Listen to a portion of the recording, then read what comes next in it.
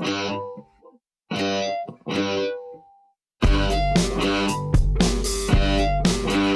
welcome back to the show. This is Phil Vischer. This is the Phil Vischer Podcast. I am here with Skye and Phil. Hello, Phil. Hi, Skye. And not Christian, we've got Katelyn Beaty again. Hey. Hi, how are you? Good, how are you? Good. Good. Welcome back. Thanks. Back from Malaysia, Indonesia. Indonesia. My mom made the same mistake. Yep. Not Malaysia. They're nearby. They're close by. Which one is Catholic? Is Indonesia? Malaysia's which one's the largest, the most populous Muslim country? Indonesia. Indonesia is. Yes. Okay. Is Malaysia Catholic? Philippines is Catholic. There are a lot of Catholics in the Philippines. Philippines is Catholic. Malaysia's Indonesia is Muslim. Maybe we're thinking of Rome. Malaysia has a very diverse population of all kinds of things. Really? Yeah, it's a very diverse society. Do they have Native American Indians? They have a lot of koalas. They do? Kuala Lumpur. Oh. Yikes. Hey, it's a podcast. What do you know? Hey, it's a podcast. And we got video. Hey, it's a podcast. So lend an ear. The Phil Vischer Podcast starts right here. Oh, we'll talk to Skye. Hola. Hola. And not Christian, too, because she's not here, but Katelyn's here for you. Say hi. Hello. Hey, it's a podcast. Lend an ear. The Phil Vischer Podcast starts right here. The Phil Vischer Podcast starts right here. Is someone making you do this? Yeah, seriously. That's You know what an honor it is to have that chair? You know what it is? Is someone? Did you lose a bet? Nope. I just want to be called Katelyn. I don't want to be called not Christian. Oh, Katelyn, not Christian. Oh, well, you see, the theme song says we'll talk to Skye. So, but if I say and Katelyn too, I could say that. But then I have to say we don't have a guest. Okay, I could do that. Cool. Put it in your rider. Okay, we're doing some contract negotiations here on the show. Mm-hmm. Skye would also like more cookies. What do you want from listeners? We finished the cookies. Thank you for the cookies. They were delicious. Thank you for the cookies that you sent in to the podcast. I was going to say send in more cookies, but we could end up getting deluged in cookies. Yeah, and I don't trust all the cookies that would come in. You don't trust is it the cookies that you don't trust? The source of those cookies. The bakers, these were very good, though. Yes, they were. They were very good cookies. Okay, so Katelyn's here because we're taking our monthly look at what are the big stories in Christianity Today magazine this month so we can discuss them and get to the bottom of all of them. Mm-hmm. All of them. In 40 minutes. But first I have to follow up on a story from a year ago. A year? A year ago, we talked about the researchers in Hawaii that were going into a bubble to simulate living on Mars. Or Wheaton. Oh, yeah. Do you Very remember funny. that? Vaguely. They built a bubble. Isn't this like Biosphere? Yeah. Yeah. It's kind of but like that. they did that a long time ago. No. This is different. Okay. So the deal was that a team of scientists would go into a bubble on a high mountain in Hawaii, like the big mountain, and they had to live in there for a year, and they could only come out in spacesuits. Otherwise, they could never come out of the bubble. And they wanted to see mostly psychologically how it would affect them. Okay.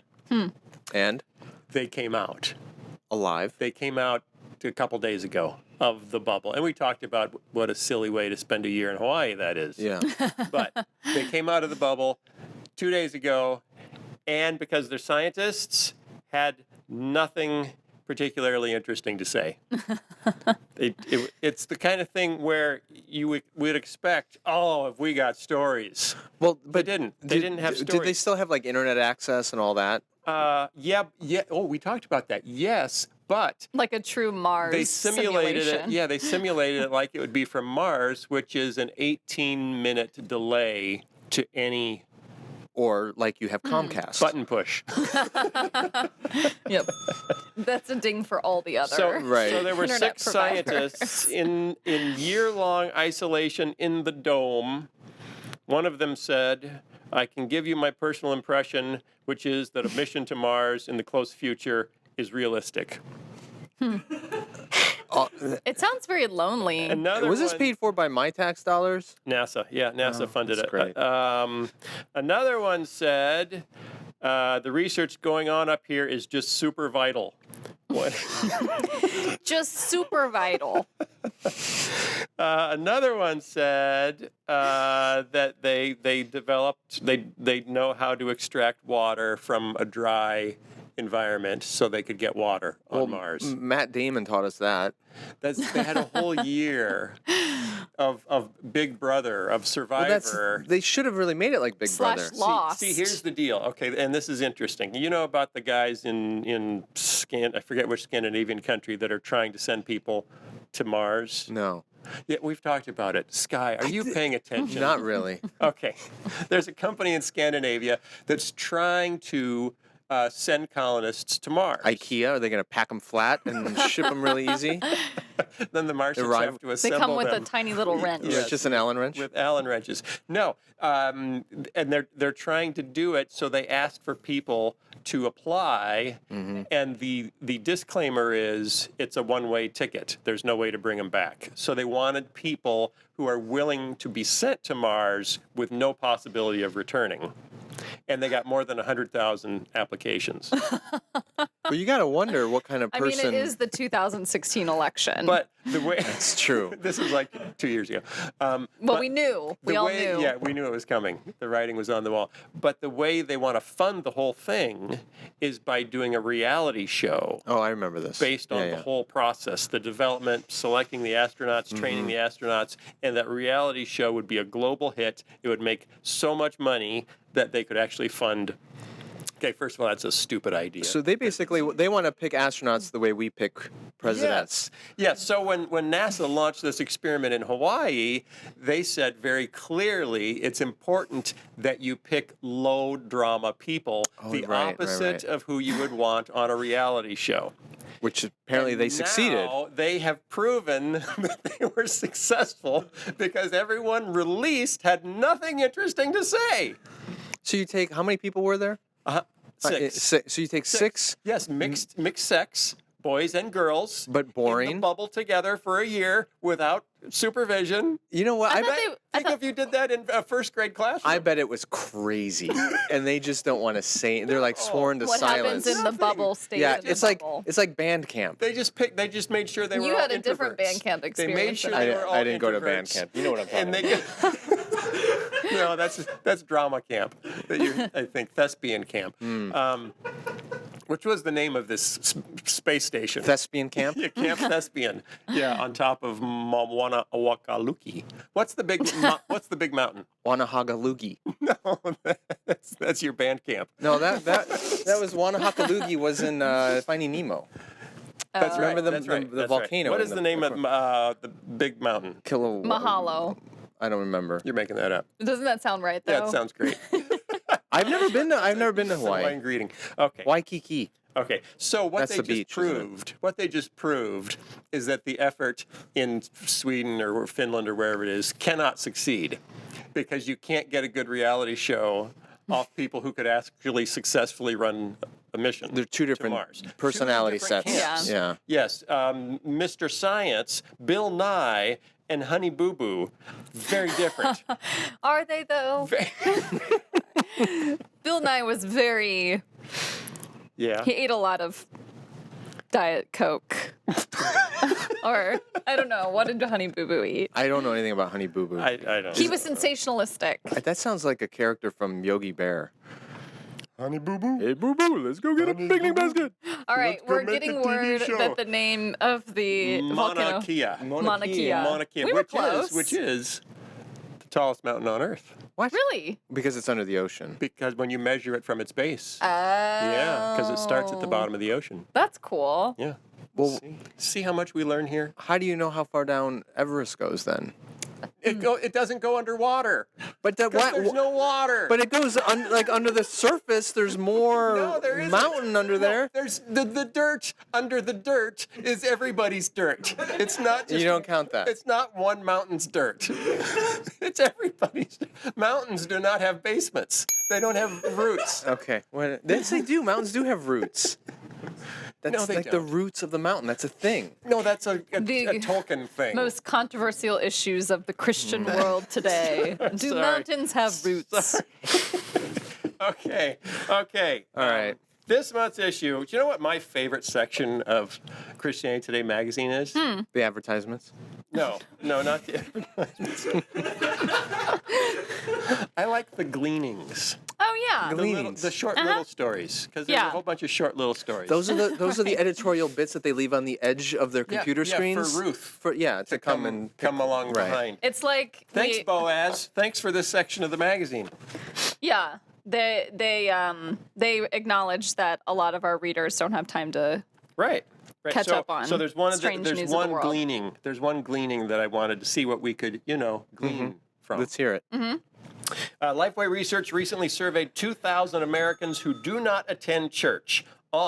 Here's a topic. What would you ask? If you had two people who do not attend 2,000? 2,000? Just sorry. If you had two, you'd say, "Come on, kids, you got to go next week." If you had 2,000, and you could ask them whatever you wanted to about what would make them go to church. What would make you go to church? You ask them, "What do you think?" What kind of answers would they say? That's the question. What would make you go? What would get you to church? Okay, what would attract? What would draw you? Yeah, obviously the police could make you. That's not what I meant. Right. But what would draw you to church? What would draw you to? And I'm supposed to guess what 2,000 people. This is like Survey Says Family Feud. Yeah, it is. Number one answer. Survey says. I guarantee you're not going to get the number one answer. Money. Money. Yeah. There have been churches that have paid people. No. We gotta narrow it down to event, a specific type of event. Yes. What would that would get you to church? Would it be? I don't know, like a celebrity, America's Got Talent kind of variety show? What kind of event? A death? I mean, concert is on here. Yeah, Concert, is on the list. A funeral. Yeah, a funeral. Okay. Yeah, I guess. Okay, this isn't Celebrity going well. wedding. Let's start at the bottom. 24% of people said what would draw them to church was a seminar on a spiritual topic. That's pretty much what happens every Sunday morning. Also known as a worship service. And a sermon. 25% said they would go for a recovery group. Okay. So they're basically saying, if I was an alcoholic, then I might go to church. Like if I really needed professional help or yes, something. and it was supplied by local church. Okay, we're going up. 35% say what would get them to church is a worship service. Again, it's like And we yet they're have not- those. They're not going. Yeah, that's why these surveys I think are useless. 35. If only my local church had a worship service. This is what's problem when you once a week on a day of the week where I don't have to go to work. Here's the thing: you can't ask people to self-report these things. What you do is actually set up controlled experiments, and then see who ends up showing up. Let's stick within the bounds of the actual and then you can survey. Are actually- you volunteering to do that? No, I'm just saying that would be more valid Lifeway, than. This is the you way know who to Lifeway did it. contact. I know who to contact. This is the way Lifeway did it. 45% said they would go to church for a neighborhood get-together. Now that's interesting to me. That's a load of bull. So, like a block party. Yeah, but that But at happens your church. all the time. Every year, churches do these kinds And of. you think the only people who go are the people who already go to the church? Well, no, I'm sure some others don't, but not 45% of non-church goers go.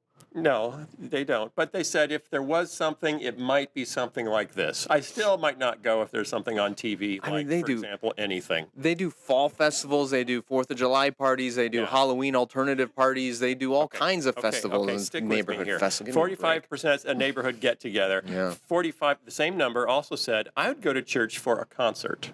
Okay.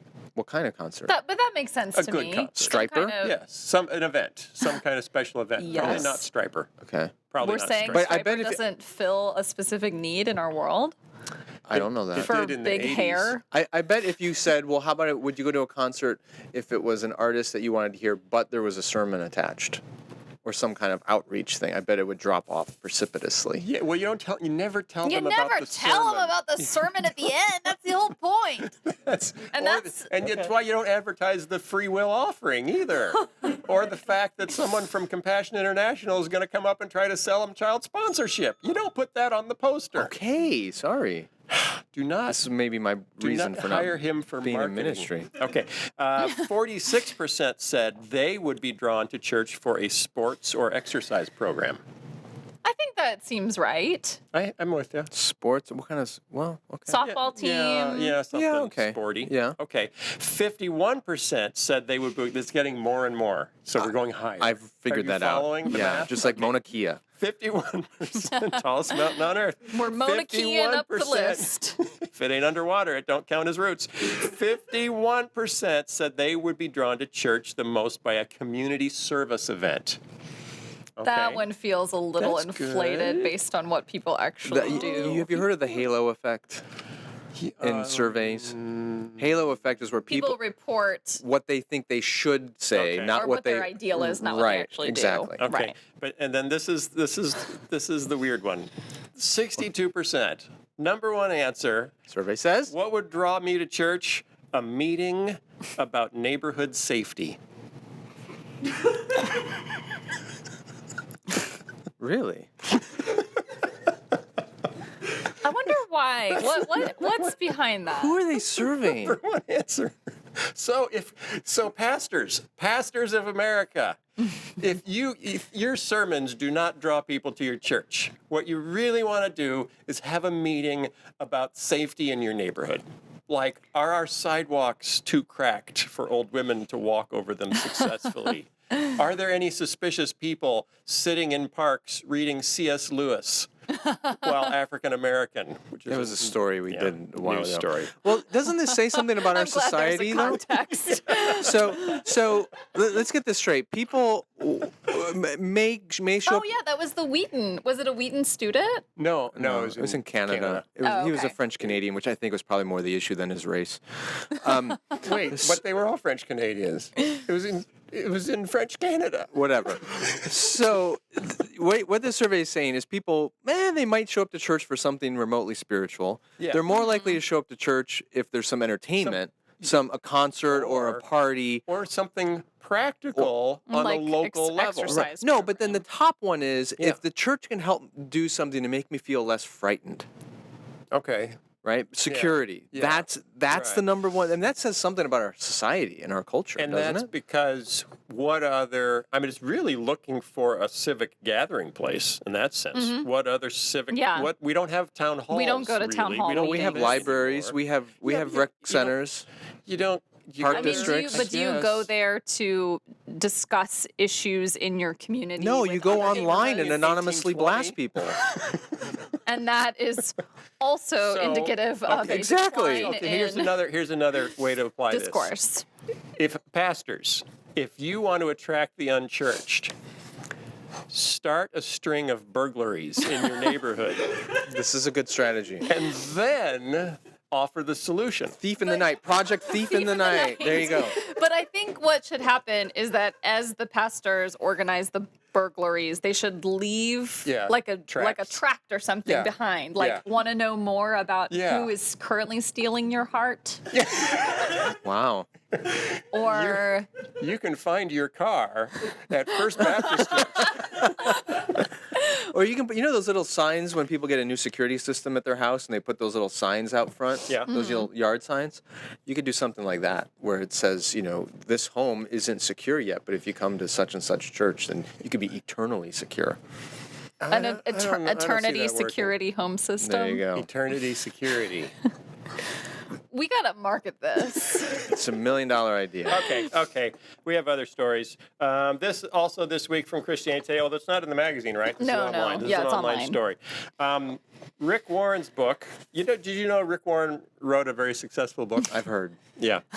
It's called Purpose-Driven Life, and it has apparently picked up yet another celebrity. You changed And it's my 10 life. years old, by the way. 10 years old, is it? I think it's more than that now.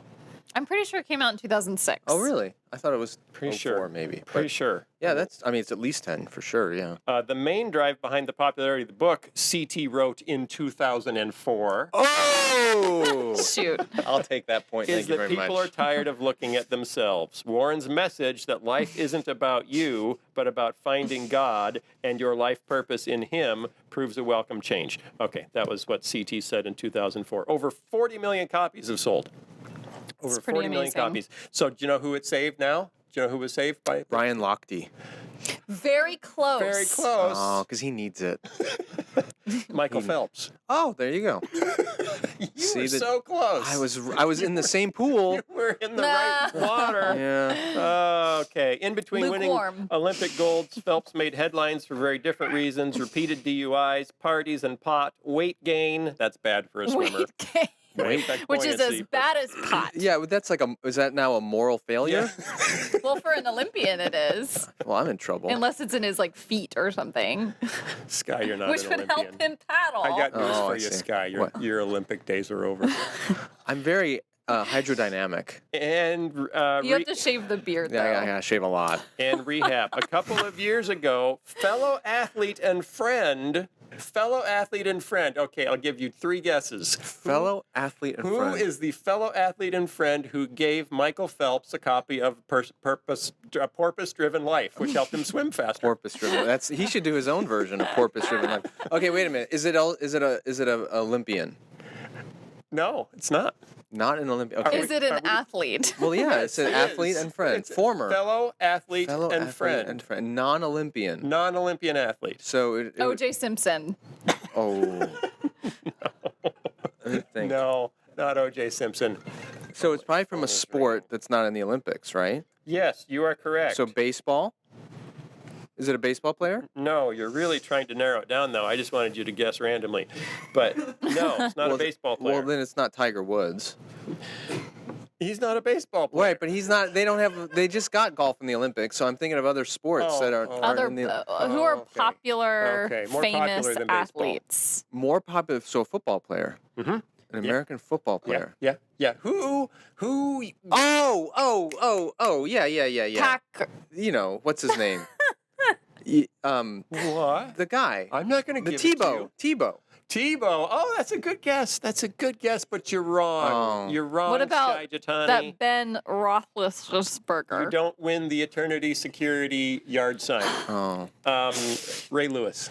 Ray Lewis. Ray Lewis. Okay. First of all, how did Ray Lewis and Michael Phelps meet? I know how. How? Because they're both from Baltimore. They are? Yeah, doesn't Ray Lewis? Yeah. He was with he was with the Ravens. forever. Yeah, Okay. and Michael Phelps is from Baltimore. Great on the Ravens. Thank you very Okay. much. Okay, so Ray Lewis went to Michael Phelps and said, everything has a purpose, and now guess what? It's time to wake up. Gave him the book. Phelps said, the book turned me into believing that there's a power greater than myself, and there's a purpose for me on this planet, and helped me when I was in a place that I needed the most help. And he's not the only one that has been helped by it. The Spanish version became prison reading for Mexican drug lord El Chapo. Oh, come on. Did it help him escape? He knew his purpose to escape out of I will prison. go through the tunnel. Thank you, Jesus. I think that was Italian. It's Jesus. Jesus. Hey. Oh, right. Kim Kardashian listed the book as one of her favorites, saying she was given it by family friend Kathy Lee Gifford. who is a legit Christian. Well, you really Yeah. jumped in quick there. Yeah. Well, because I feel like, What are you saying about all these other people I've just Yeah. mentioned? That's what's inferred by that. I do we wanna- need- well, it's implied. Implied, sorry.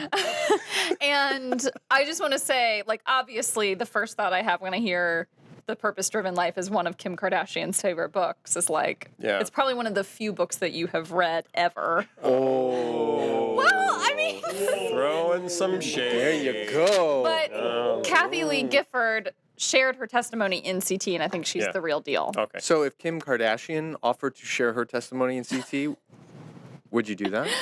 I mean, we've talked about Justin Bieber. Really? He's on a journey. Talked about him. We're all on a Talk journey. to him. For some of us end up in prison. Like El Chapo. Yeah, and then we dig And out then under we it. get purpose-driven life, and then we give our testimony. I see him. at CT. I see him getting his copy of Purpose Driven Life in the prison, opening it up, and there's like a tool Yeah, in it, right, just like in Shawshank Redemption. Like a little Purpose chisel. lies within, and he opens it. and there it Jack is. Welch is a fan of the book. Mitt Romney is a fan of the book. Who's not a fan of the book? Yeah. Mitt Romney says, Rick Warren says, I've probably signed books for probably 30 or 40 different governmental presidents, including Fidel Castro of Cuba. Fidel Castro, and he gave it to him right before the revolution. He says, "I found my purpose. Viva la revolución! Gracias, Rick Warren. Gracias." Okay, so You know, Rick Warren in his office, I've been there. Yeah. He has a lot of interesting things in his office, but in one corner, he has this whole display case of hot sauces.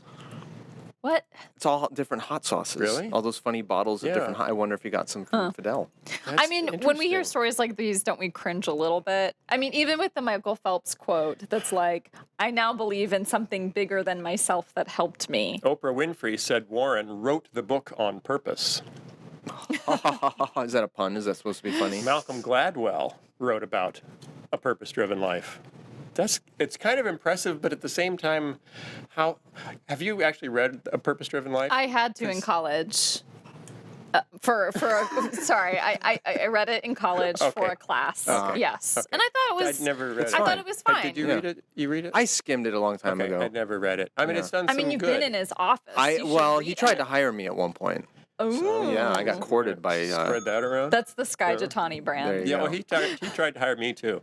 Oh, he tried to hire me too. Yeah, he tried to. Yeah. But No, Rick's a good guy. I wasn't I like like Rick. Hawaiian shirt enough. So is it something where you can come out of the book with inspiration but not theology?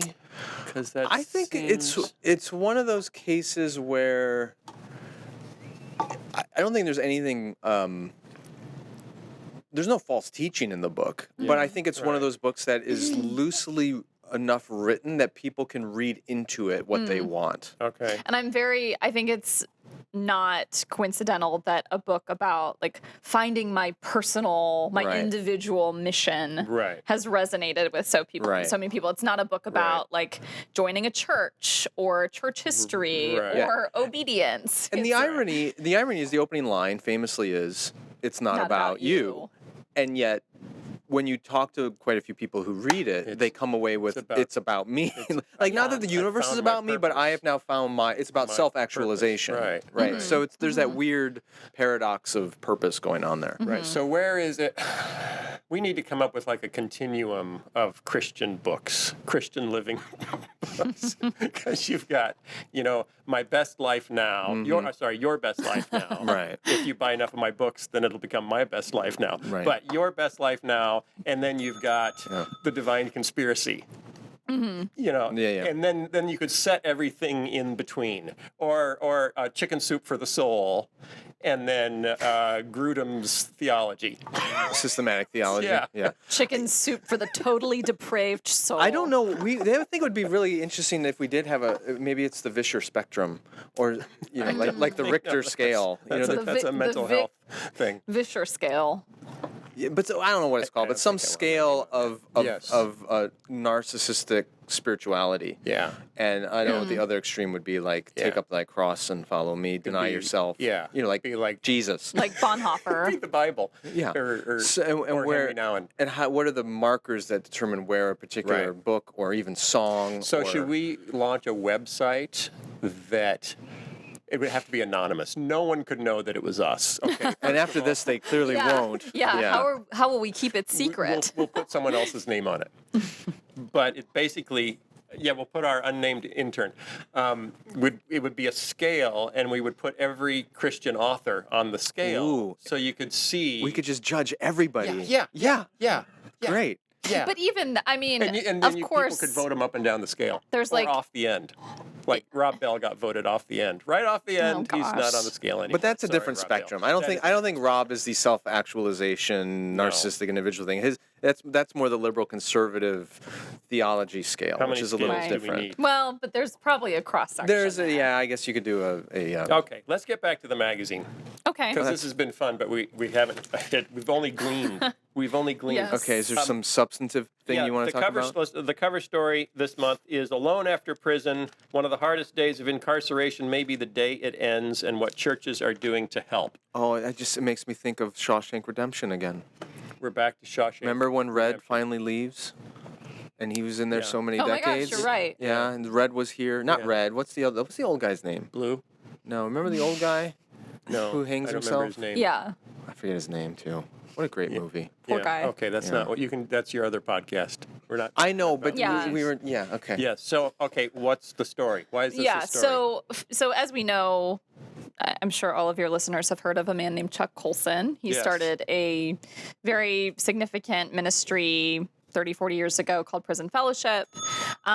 Very successful at introducing the Christian faith and discipling prisoners while they were in prison. I would say traditionally, Prison Fellowship took a very individualistic approach to addressing something like incarceration. What do you mean? What do you mean by that? So Individualistic, as the opposed way to... that we get the way that we transform the system, the prison system, is by changing individual hearts and minds. Okay. You start with individual change, and So from it's- that, people will have less incentive to be in the system be in the system. or come back into the system. Exactly. Right.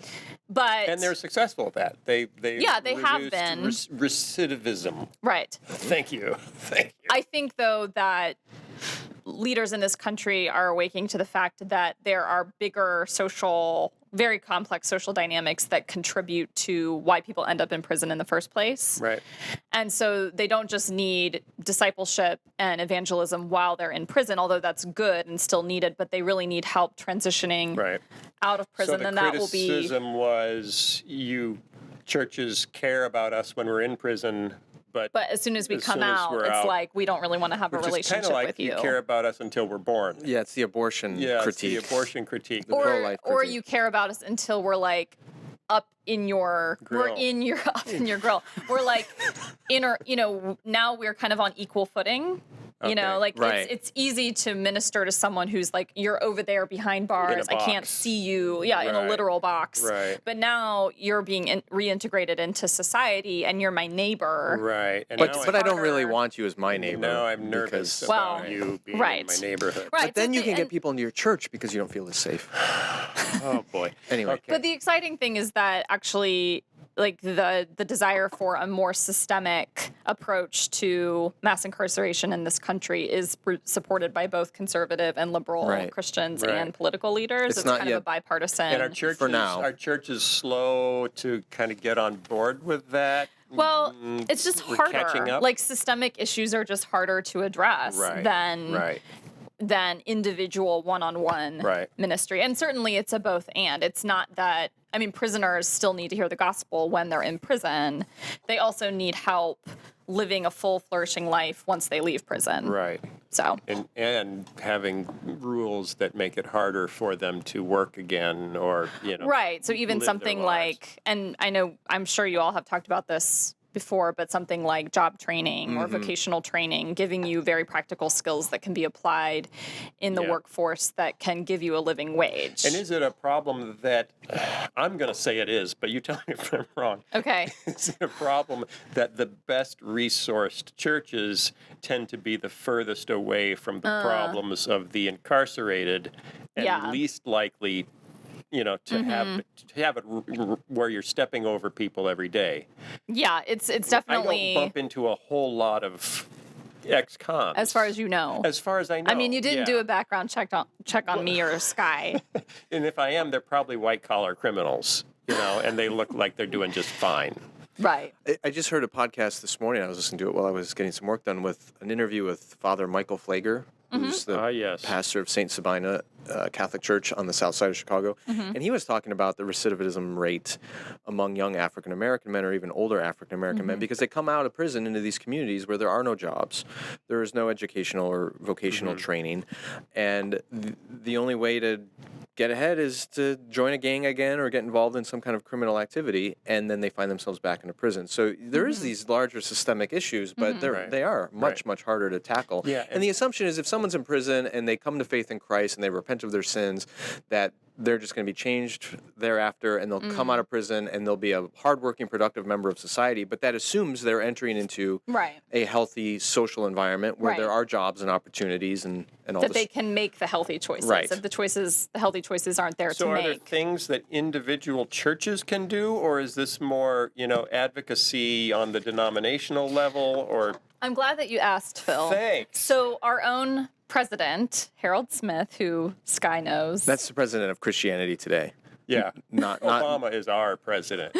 Your president is Harold Smith. I choose my own president. Yeah. So he wrote this really interesting and powerful personal essay in conjunction with our cover story about this ministry that he's been involved in for the past several years that basically just brings into relationship people who have not been convicted of crimes and people who have left the prison system for weekly fellowship, prayer, worship, just doing life together.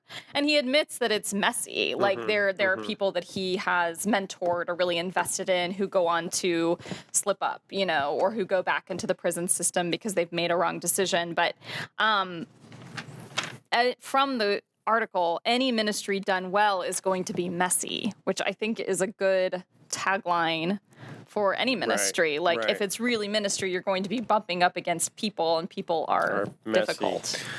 Yes. Well put. Prison Fellowship has just launched started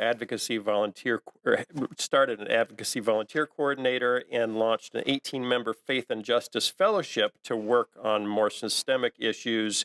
Another group, what's his name? Russell Moore's group, the ERLC, is now working on prison reform issues. So people are starting to engage. Yeah. But it's new. For anyone who's living in the Chicago area or near us in Wheaton, Brian Stevenson is going to be speaking at Wheaton College next week, I think, on September. He wrote, he wrote one of the best books I read last year called Just Mercy. And he's been an attorney for many, many years working with death row inmates, juvenile inmates, and largely people in the South who have cases where they were unfairly prosecuted or some, and he's a very well-spoken advocate for criminal justice reform. And he's spoken at TED conferences. I interviewed him a couple of years at a Q conference. Just a phenomenal voice. And he's a believer. Yeah. He's very rooted in his faith, like roots that are in water, like they count past sea level. Yeah. But if you're gonna be around the area and you want to hear him, I think it's September 6th. He's going to be at Wheaton College. It's worth hearing because on this issue, it is one that currently, at least, is bipartisan, and people from different faith communities or none, Democrat and Republican, are all in favor of these reforms. I'm hoping it stays that way and it doesn't somehow become a partisan issue that then doesn't get done. Right. Yeah. There are 2.3 million Americans currently in prison. We have the highest rate of incarceration in the world. I know, it's stunning. Even though we don't have the highest sorry about that. population by far. Like the percentage of citizens. An interesting statistic. India and China together incarcerate the same number of people that we do in a year. Right, and they're the most populous countries in the world. Yeah. But they have 1 billion citizens each. Right. Combined. Right. That's crazy. It's a huge industry in the Someone U.S. should look into that. Well, our reporter did. And you can read it on Morgan Lee. She's an assistant editor. So how do people read it? Because they come to your website and they start reading it and it says, sorry, you're not a subscriber. Okay. I just am surprised that... It's a paywall. Well, there is a paywall. However, on any article that you get to, there should be an unlock for a friend or share with a friend button in the right-hand corner. That means that if you access that hyperlink... Can you be the friend? To you and Skye? No. If you're not a subscriber, can you unlock it for a friend and the friend is you? Can you friend yourself? Or does Christianity Today look down on that sort of thing? I don't know if you can access it if you're not a subscriber, but a subscriber is like the cost of that's true going to see a few movies for your new podcast. 2 movies. It's like $20. Right. For $20 a year? Is that it? Something is that like what the rate is now? But the rate's going up, so act fast. Oh boy, the rate's going up. Act fast. Well, let's not get into the economics of the publishing industry. Okay. Next story. We're doing a bunch of stories, at least 100. Global religious liberty scholar Karen Ellis has written a piece, which is, you think you know where she's going with this, because it starts out: Are U.S. Christians really persecuted? Really persecuted. Really, are U.S. Christians really persecuted? Really? And we all say, no, of course not. Right. We're not really persecuted because no one's trying to kill us or, stone us or put us in jail or anything. But she says, kind of we are. And that seems crazy. It seems counterintuitive. What's the argument? Explain. Are you trying to read it again so you remember what she said? Well, so one of the things that she says is that, of course, there's a range of types of persecution. So, yeah, most American Christians are not at threat of losing their lives. Right. But she's talking... But there are American Christians who are at threat of losing their livelihood, being fired or being punished in their workplace or in their community for having a public display of faith that offends their neighbors. Okay. She says, listen to a Middle Eastern underground house church leader. Persecution is easier to understand when it's physical, torture, death, imprisonment. American persecution is like an advanced stage of cancer. It eats away at you, yet you cannot feel it. This is the worst kind of persecution. This is someone in the underground church in the Middle East. That's kind of weird. It's a little surprising to hear that. But why are we afraid of talking about being persecuted? Because I don't think I am. Like, I think there are voices and she mentions this, there are voices in the U.S. who are beating the persecution drum, saying we're persecuted, and it doesn't quite ring true when you compare the religious freedom that most of us enjoy here in the U.S. compared to what so many other places. So we are reluctant to claim it, at least some of us. And then on another front, I think some of what is identified as persecution is really just loss of privilege. And it's being like just adjusting to living in. We're not allowed to put up a nativity scene in front of City Hall. We're being persecuted. Well, no, you're just losing a privilege that you used to have when you were a majority. Well, I wouldn't call that a privilege. I would call that a cultural, a broadly accepted cultural assumption that Protestant Christianity was kind of the religion of the United States. But that's not the loss of a right. There's no right for Protestant Christians to be able to have the square in front of the City Hall, right? I would agree was a with comfortable that, but cultural. Calling it a privilege makes it sound like, oh, you just got your hand slapped, stop complaining. And I think what the persecution fears are coming from is this sense of us being in this very swiftly changing cultural moment, right? And wondering what else will we lose. Okay, well, but in your own statement, did you see God is Dead 2? No. You gotta add that to your movie but I mean, I just wrote a whole ebook about this, so it's fresh on my mind. And I think you're right that there is a rapidly shifting culture, and mores and expectations are changing rapidly in the culture, and that does have a lot of Christians worried. But being worried is not the same as being persecuted. And to say that I can't put a nativity scene in front of City Hall anymore is persecution. It's not persecution if you're not being singled out. What about... Karen Ellis says, who, by the way, is African-American, and she relates this to African-American history, which is interesting and probably would make some people kind of cranky with her.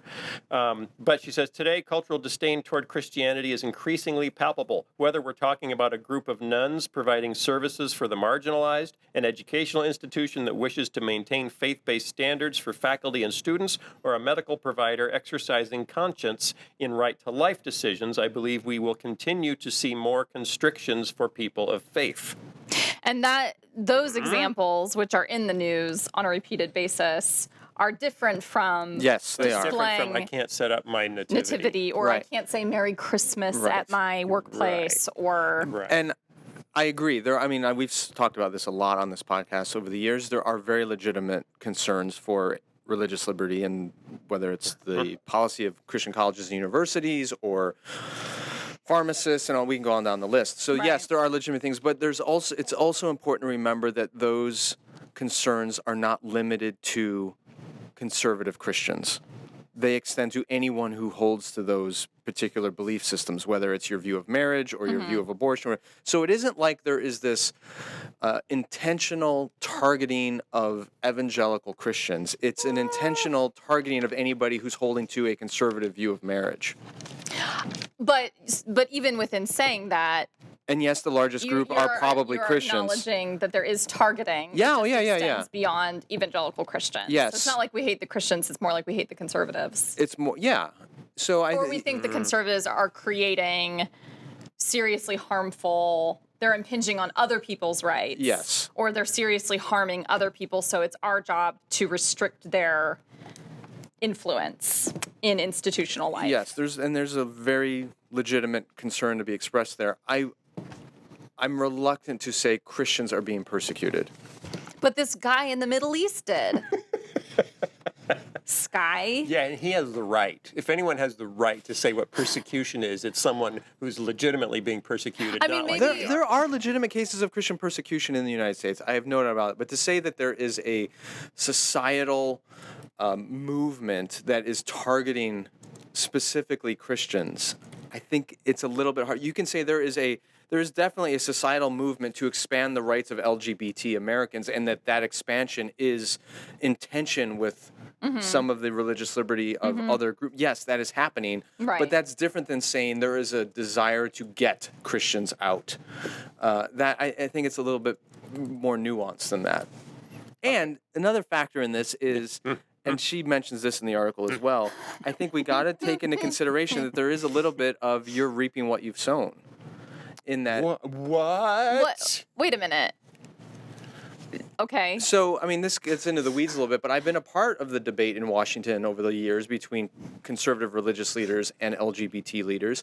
And there are cases, narrow, but there are cases where years ago, religious leaders and LGBT leaders would get together and figure out practical solutions in a city or in a local area to mutual concerns, and there would be accommodation for We all LGBT. know about Portland's mayor and Kevin Palau. And Salt Lake City and these other places.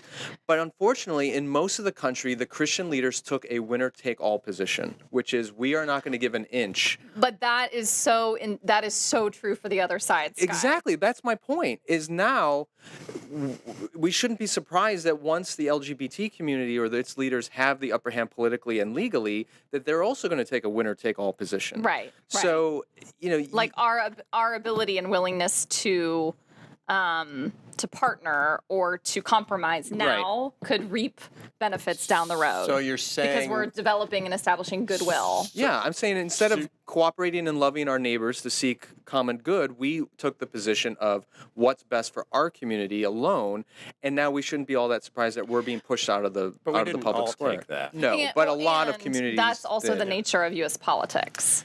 Compromise is a dirty word all throughout the U.S. political system right now. And unfortunately, the Christians have also bought into that. Mm-hmm. And the ones who didn't, who did come to terms and figure out what's best for our whole community, Mm-hmm. They got compromised right out. no, they're living in cities where this is not as much nearly an issue, and they're not facing the persecution that other parts, So you can't just say, "Oh, we're being persecuted." You got to look at, well, what's the log in our own eye here? What have we done to contribute to the ill will toward Christians in our culture? It isn't just they're out to get us. It's, well, maybe we have did things we have that- cultivated an environment that has made us this way. And I'm not saying that's true everywhere. It's not. There are, again, legitimate cases of persecution, but it's not as simple as they're out to get us. I would agree with that. Okay. It's more complex. It's much more complex. complex. And I think it's very different in a place like Afghanistan or Syria or other places where it is truly they are truly out to get Christians. Well, one of the main differences there is that Afghan or Iraqi Christians are struggling even to retain the right to worship privately. Yeah. It will be a long time, and maybe ideally would never happen to Americans that we would lose the right to worship privately in our own space. That's not something that we're facing right now. Right. There is one more story that we were going to touch on, which we don't have a ton of time, but it's worth mentioning because maybe you can actually grab a copy of the magazine and look it up. Donald Trump. Have you heard of Donald Trump? Okay, there's a story in CT this month which is interesting because it's asking the question, Donald Trump supporters, we know demographically, statistically, tend to be more lower income, less educated, rural, and white than other people's supporters. And so the question is, it's very easy to dismiss those people. It's like, well, they're not educated. They're rural. They're not cool anymore. what this is raising is someone saying that they feel they are guilty of looking down on these people, first of all, when they're loved by God.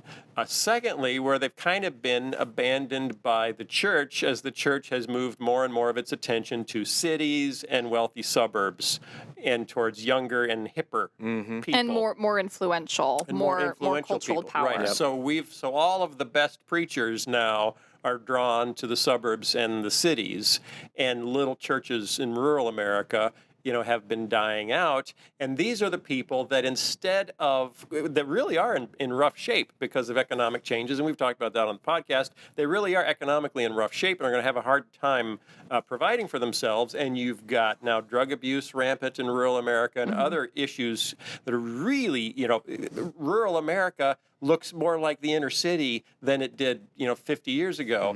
But the church isn't really paying attention to it. And so the question is, is Trump able to wrap up all these people as their savior because the church isn't helping them? I want to read that. That's interesting, huh? And I it's think on page 64. 64. Well, and it does raise a larger question. Is the Trump phenomenon partly a result of the church failing in general to do what it's supposed to be doing? Right. Because it's not just... Are we supposed to be getting people jobs and bringing back Apple to manufacture products here? What are we supposed to be doing? Well, the fact that stats I've seen, 75% of evangelicals are supporting Trump. Yeah. Is that... I'm just curious, is that an area of discipleship where the church has been silent? We have not been talking about political engagement, social engagement, and therefore when we don't talk about that, we leave it to talk radio and news media and cable television to shape Christians' political ideology. But when was the last time someone started a hot new Christian ministry in rural America? Yeah. That's the much more Right. interesting angle here is when you think about who's going to seminary and then they get placed in a church or a denomination appoints them or whatever, who's going to be like, I want to go to the town with 1,000 people go to Paducah, Kansas. where they can't pay. Right. Well, it's like doctors. my salary it's like has trying to to be get doctors to go to rural Right. America. We have to bribe them to go to rural America because no one wants to go there anymore. So you've got, at a big mega church, Willow Creek or the half a dozen around Dallas, you can probably go 3 deep in the preacher ranks and have a better pastor than at most rural churches. Right. You know, and it's I just do the worship for the high school group, and I'm a better pastor than what they have in rural America. Right. It's because no one wants to be there. Well, and it's also the economics of ministry have changed dramatically. Yeah, they have? Oh, yeah. I mean, it's the Walmart effect. There's very little, there aren't a lot of mom and pa stores anymore out in rural America. You drive 20 miles to get to Walmart. Right. And so now there are mega churches here and there, but you have to drive an hour to get to them. And the actual pastoring function of ministry, knowing people, the messiness of ministry, as you mentioned earlier, it's not happening anymore. Okay. Plus, how many pastors are equipped right now to deal with opioid addiction? Oh, that's a whole nother mess. I'm going to say not very many. So we need to be teaching that. I mean, honestly, Moody Bible Institute. Teach pastors. Well, if we're teaching pastors how to deal with other forms of addiction or pastoral care needs, do we have something like... We just figured out that we need to do something about porn. Right. Next, I think we need to look at I just heard a crazy statistic. In Butler County, Ohio, which is where I went to college, it's mostly a rural... Wait, I grew up near there. I went to Miami University. My dad went to Miami University. Wow. Anyway, the stat last year was more people in that county died from overdoses. I just listened to that. Yeah, than from natural causes. So think about that. J.D. Vance. What? More died from overdoses than natural causes? Than natural deaths. causes. Holy cow. That's how bad this is. And it's in largely rural America. This is how horrible the opioid problem is. Opioid. Oh, dear oid. What rhymes with opioid? I got to do it. Man. Annoyed. Okay, I'm going to wrap it up. So look up the issue and you can read more if you're a subscriber. And it's worth subscribing because that's how Katelyn pays her bills. Are you mad? Well, Skye might be a little annoyed that I came up with a rhyme for opioid. And We're not persecuted in the sense that we would need to be executed, but it still can be kind of disputed. And, I just got a message up that went over my notes. We need to help folks coming out of prison. If you don't think so, you better give me a reason, because there's 2.3 million of them, and then that's quite a season's worth to try to bring back into the world. And we gotta show them love, whether they're boys or girls. And when Katelyn comes back in another month, she'll have more stories that Skye can disagree with. Okay, remember the show is sponsored by you. Go to patreon.com/Phil Vischer, and you can support the show so we can give Katelyn more Diet Dr. Pepper and Skye more LaCroix that he brought himself. And what else do I need to tell him about? Anything? Your new your ebook? Sure. The voting booth? Sure. Look it up. Caitlin, you have a book. What's your book called? We already talked about it. It's called A Woman's Place. A Woman's Place. That's nice. At some point, we'll talk about the woman at church who didn't like it. Encountered me at church yesterday. Oh, okay. And wanted to ask questions about my views. Yesterday. That's exciting. Okay, we will see you guys next week. So long. The Phil Vischer Podcast is produced by Phil Vischer Enterprises and recorded live at Jellyfish Lab Studios. This episode was edited by Jason Rugg and was fact-checked by absolutely no one. For more information, go to philvischer.com.